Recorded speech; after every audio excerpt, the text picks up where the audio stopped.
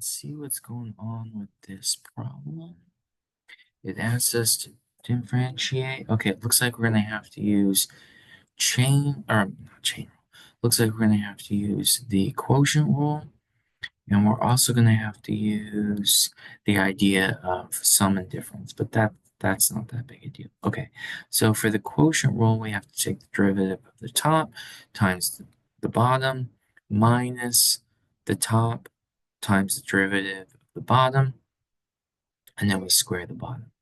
Okay, so that being said, let's do it. So g prime of x would then be the derivative of this is just going to be 9, 6x plus 7 minus, and then we leave the top alone.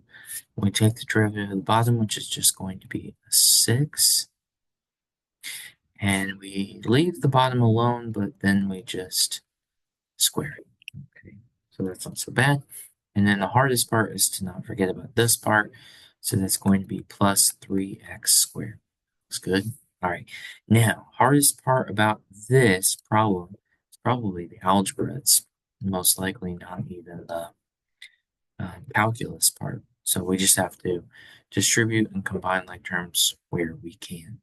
Okay, so that being said, we have a 9 times 6, which is going to give me a 54x, a 9 times 7, which would give me a 63, and then it looks like we're going to have another 54x there, and then minus is going to make this positive. And what is that positive number going to be? It looks like it's going to be 40, what did I say? Negative. Yeah. So that's going to be 48. Yeah, there we go. Okay. Now, let's not forget our other pieces. And this guy is still out there. Now, in this problem, those pieces canceled, but they don't have to. In general, they don't have to. So that doesn't happen with every problem like this. When I say we take the difference quotient, like the first thing when you take the limit as h approaches 0, those h's always cancel.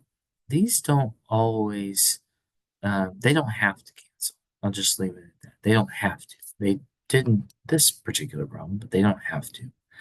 All right, now we still have that denominator 6x plus 7 squared plus 3x squared.